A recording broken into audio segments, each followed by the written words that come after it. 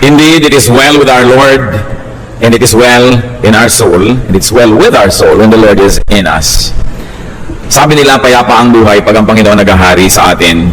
And for our souls to be well in the Lord, we have to have the courage to change what should be changed. And we should have the serenity to accept what cannot be changed. And according to one quote, the wisdom to know the difference. Dapat alam natin kung merong dapat na baguhin, kung merong dapat na lang tanggapin, at malaman natin kung alin yung alin sa dalawa na yon. For us to continue to have wellness of soul, ang ating pag-aaral ngayon, pinamagatan natin mga katotohanan or facts of life na sana huwag nang problemahin o kaya tanggapin na lang para mabawasan ang hirap ng loob. Yan ang maiksing pamagat ng ating pag-aaral. Or facts of life that must be accepted for our souls to be well.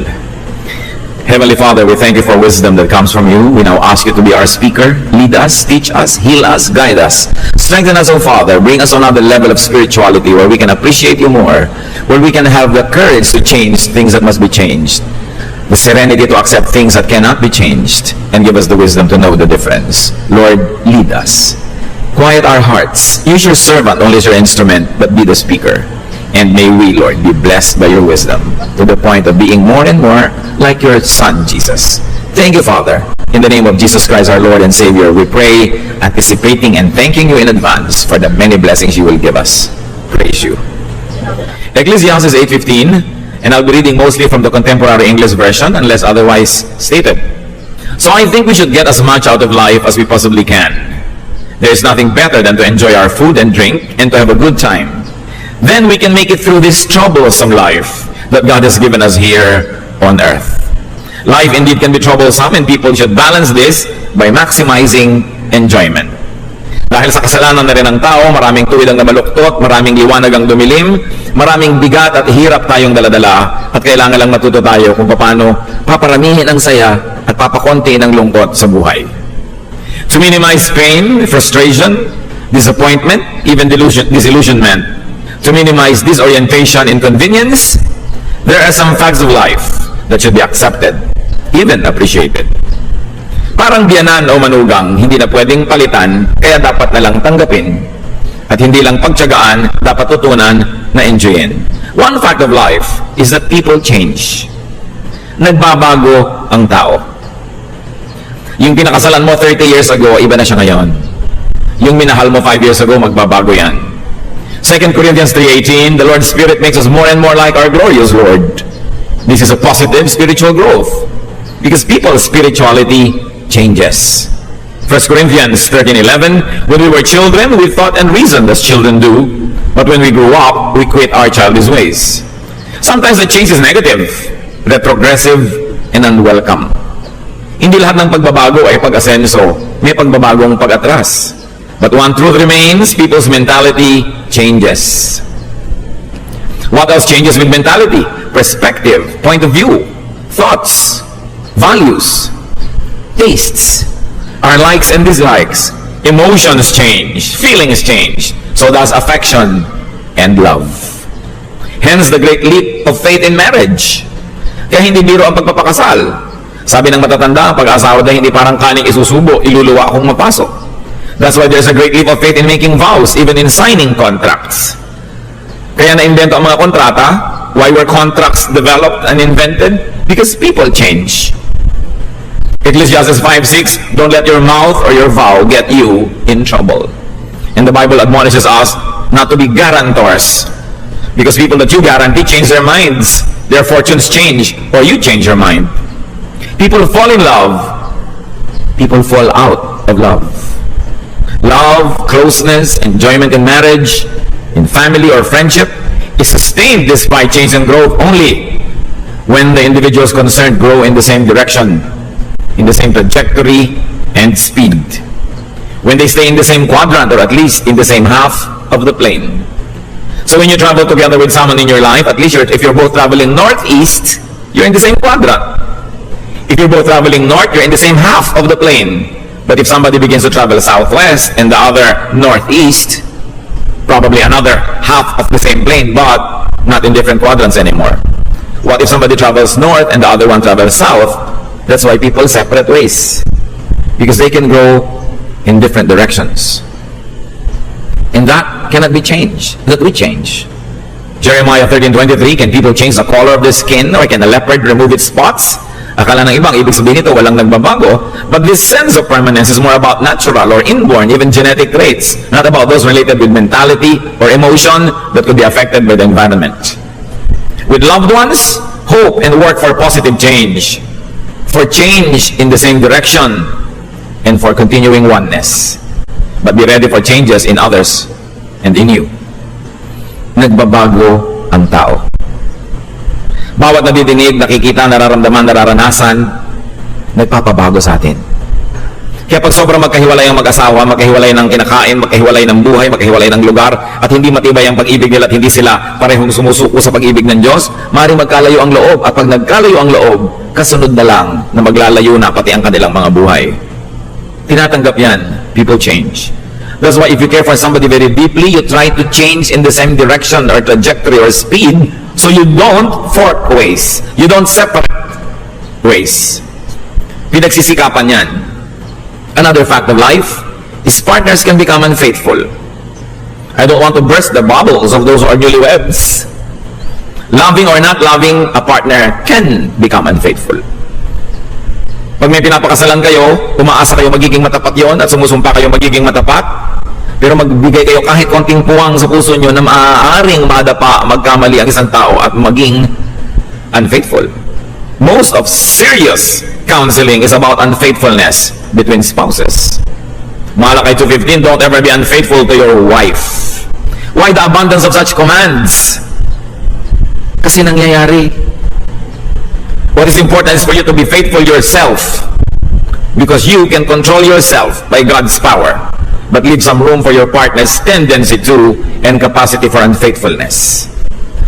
Sometimes what is most painful are people who never even expected, suspected, or imagined that their spouse could be capable of unfaithfulness, and then suddenly they realize, may anak na palang 12 anyos kay kumare.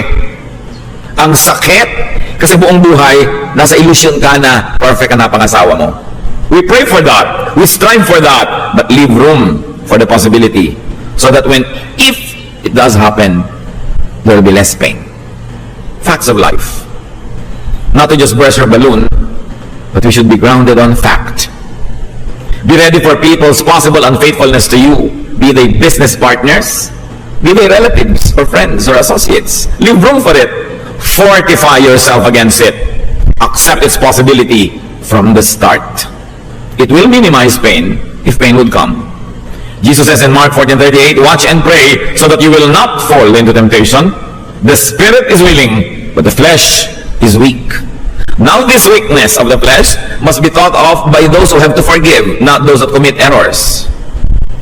Kung meron kayong partner na nagkasala sa inyo, kayo yung mag-iisip, the flesh is weak. Pero kung kayo nagkakasala, hindi nyo sasabihin sa partner nyo, kasi the flesh is weak, biblical yan, kaya ako naging weak. Don't ever abuse such truths. Another fact of life, people get sick. People age. People die. Maaga pa lang, tanggapin nyo yun. Pag nakahiram kayo ng asawa ng 10, 20, 30 years, tapos binawi na ng Panginoon, people die. Huwag kayong magtampo o magalit sa Diyos, pasalamat kayo, nakahiram kayo kahit saglit. This will happen to your partner, to your child, to your parent, to your friend, to you. And more than most people, spiritual leaders see this more sensitively because we face the cycles of life nearly every day or every week. Somebody's getting born, somebody's dying, somebody is getting well, somebody's becoming worse, somebody's getting married, and next week some people are separating. The cycles of life. Ecclesiastes 3:1-2, everything on earth has its own time and its season. There is a time for birth and death. That's why it is important to live life to the fullest in its every stage. You allow a child to be a child. You allow a young person to be a young person. Maturity comes later. Let the mature people be mature. You know, don't force people to fast forward old age. You have all the time in the world to be old. So be young when you're young and allow people to be young. Don't expect them to be adults. Although we teach them and prepare them for adulthood, but you don't steal childhood from children. You allow them. Ecclesiastes 12:1, keep your Creator in mind while you are young. In years to come, you will be burdened down with troubles and say, I don't enjoy life anymore. So enjoy life when you can. Siyempre, para ka mag-enjoy ng life, medyo ka konting masayahin, hindi ka masyadong serious sa mga problema, ang bata-bata, pinapaserious mo na. It will happen whether you like it or not. Darating ang mga hapdi at pait na magpapamature sa ating lahat. Kung hindi pa nangyayari sa mga bata, hayaan niyo muna sila mag-enjoy ng kaunting innocence. Do not deprive them. Live to the fullest when and while you can. And let others live to the fullest when and while they can. Set them free to pursue their dreams, to become the people that God had meant them to be. And it's important to share good times whenever possible, because times are not always that good. You want to go on a picnic but somebody has a heart attack, somebody becomes paralyzed. You want to go on a trip but your fortunes change and you suddenly become poor. Dapat marunong tayong sumakay sa panahon. Ecclesiastes 11:9, be cheerful and enjoy life while you are young. Do what you want and find pleasure in what you see, but don't forget that God will judge you for everything you do. He just says, well, just don't leave God out of the equation, but never neglect to enjoy.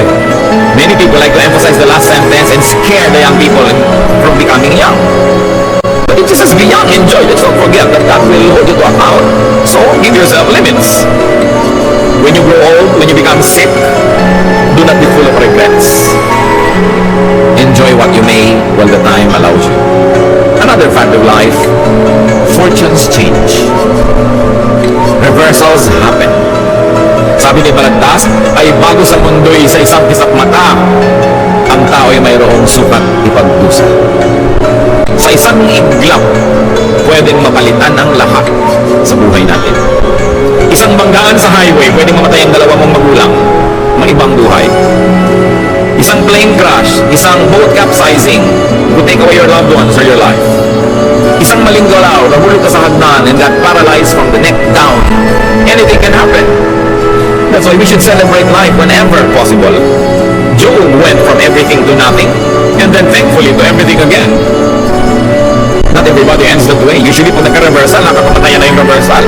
Unless the abundance love of God takes over and that you do the right thing to even attract the good blessings of God to come your way. It can happen to anyone. So be ready for any sudden change. Huwag kayong mabuhay na parang hindi na magbabago ang lahat. Kung sobra kayong hirap, huwag kayong maghinagpis lagi. Mababago yan, pwede. Kung sobra kayong yaman, huwag kayong magyabang. Hindi nyo alam. Proverbs 27:1, don't brag about tomorrow. Each day brings its own surprises. And sometimes the surprise is scary. When you are up, when you're young, strong, and prosperous, be nice. As they say, be nice to people on your way to the top, because you will meet the same people on your way down. Hindi dapat nahihibang at nalalasing pag matagumpay. Hindi ka nakakatiyak na ganyan lagi. When you are down, work and hope, because fortunes can change. Another fact of life, success invites unwanted attention. Success invites hangers-on. Pag panalo ka, maraming lumabalapit para humingi ng balato. Success can invite envy and competition. Don't think that when you become successful, things will be rosy. Success is given only to a few because only a few can bear the burden of success. Because so much burden goes with the terrain. May mga artista pa nagreklamo, ang dami daw intriga. Eh gusto kong sumikat, natulala ka ng intriga. Ay, ayaw mo huwag kang mapansin. Pumasok ka sa factory ng hopya. Sa factory nga ng hopya, may intriga din eh. Diba? Ganun talaga yun. If you cannot bear the heat in the kitchen, get out. Ganun talaga. Proverbs 4:20, but you have lots of friends if you are rich. Siyempre yung friends na yun, open and close relation. When you are famous or powerful, people pretend to be your friends. Success has many relatives. And when you're successful, jealousy will surround you. Kasama yun. Ecclesiastes 4:4, then I realized that we work and do wonderful things just because we are so jealous of others. This makes no more sense than chasing the wind. Most of the time you want to excel not because you believe in excellence, but you only want to be ahead of the other person. You want to have the edge. So, you want to be successful, be ready for critics, for competitors, and the wreckers. Most criticism comes from envy. So, kung nakikriticize ka, at least masalamat ka napapansin. Kasi hindi ka mapansin dyan. Another fact of life, love hurts. Akala mo love pink. Kumisan lang yun sa simula. Sabi nga sa isang pelikula, bakit pag nagiging totoo ang pag-ibig, sumasakit na? So alam mo daw pag nagiging totoo, Nakakaramdam ka na ng kirot. Nakakaramdam ka na ng selos. Marami ka na mga hinahanap na wala doon. Nagiging totoo. Love is a rose, yes, but it has many thorns. Jeremiah 17:9, the heart is deceitful above all things and beyond cure. Who can understand it? Especially if it is the heart of the one you love. You can find so much of it and so much discontentment because a loving heart is never satisfied. At ang pag-ibig ay sakim at ayaw ng kakabiyak o wala na kahit ano o ibigay mo ng lahat. Sabi niya sa Corazon ni Jesus. And that is why parents feel happy and at the same time sad when their children fall in love. Because they know that love will have its rose and its thorns. So when you love, when you fall in love, expect to take the thorns as well as the roses. Another fact of life is that only one wins. And it's usually the opponent. Why? Statistics will tell you that the opponent has more chances of winning because there are many. Marami kang kalaban eh. Kaya ang dami ng chance na hindi ikaw yung mananalo. So you work, pray, and hope for victory, but be ready for defeat. That's why you have school contests. You have little leagues. You know what those small contests are for? For us to practice in defeat. To practice for defeat. Kaya mga bata, ang mga young people, pinapasali natin sa maraming contest, hindi para sila laging manalo, para masanay silang matalo. Dahil maraming talo sa buhay. Hindi laging panalo. Ngayon, kung natalo ka, nagpo-protest ka na. Your little kid does not win in a declamation contest and you go to court. You call every teacher demon and you raise hell into school. You are teaching your child not to accept defeat. We make children go to contests, prepare them so that they could win, but also prepare them that they might not win because chances are they won't. And when they can accept defeat graciously, learn it, improve upon it, build upon it, then you are making a good person. You are developing character. You cannot always win. It's a fact of life. Dapat sinasanay. That's also why most of the time we allow our children to have pets. Because the lifespan of pets is much shorter than our own lifespan. And so if nature would take its course, the pet would die ahead of our children. And our children gets their practice in bereavement. Because people die. Nagpa-practice tayo sa mga pets. Hindi nyo naman papatayin yung pet para kayo mag-ensayo. No? Pero ang mahalaga, sinasanay natin. 1 Corinthians 9:24, you know that many runners enter a race and only one of them wins the prize. Spiritually, so run to win. In any contest, run to win. But if you don't win, ask yourself why. Improve on your craft. Congratulate the winner. Celebrate the victory, even if it's not yours. Because it is human achievement, and therefore it is for God's glory.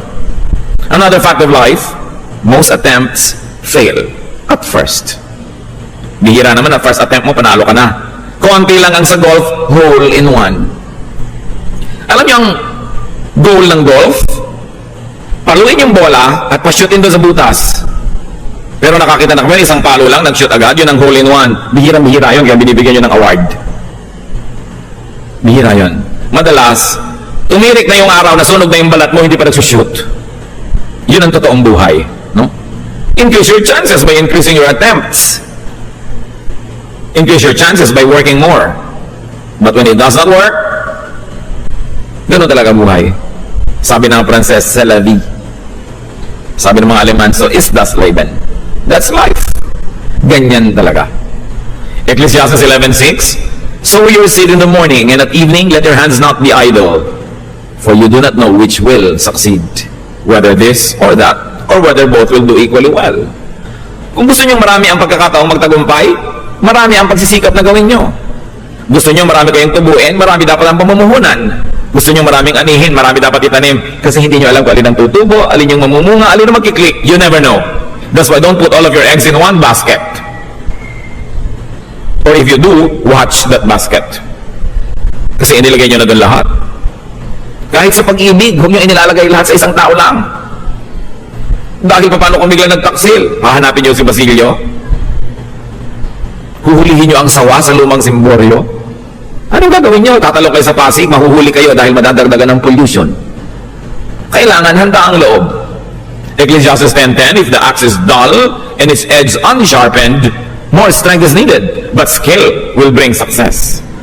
So gusto mo ng mas maraming chances to succeed? Work harder. Work smarter. Do more. Pero for now, may mga katotohanang mainam tanggapin na lang para matahimik. Lalo't tapos na. Mga mag-asawa, kung nagkamali ang asawa ninyo, tapos na, ibaon nyo na. Tapos na eh. Hindi na nababago ang nakaraan. Ang nababago na lang attitude. Para tayo sumaya, gumawa kayo ng paraan. Hope for the best, but be ready for the worst. At huwag makipagtunggali sa facts of life. Do not contend with facts of life. Accept them. You'll be happier. With God's grace and power, you will be able not only to survive, but also to be victorious. And adjust. Adjust to any situation you're in. God has given man great resilience. Hindi natin kayang sukatin ang lalim ng pwede nating sisirin, taas ng pwede nating liparin, lawak ng pwede nating puntahan.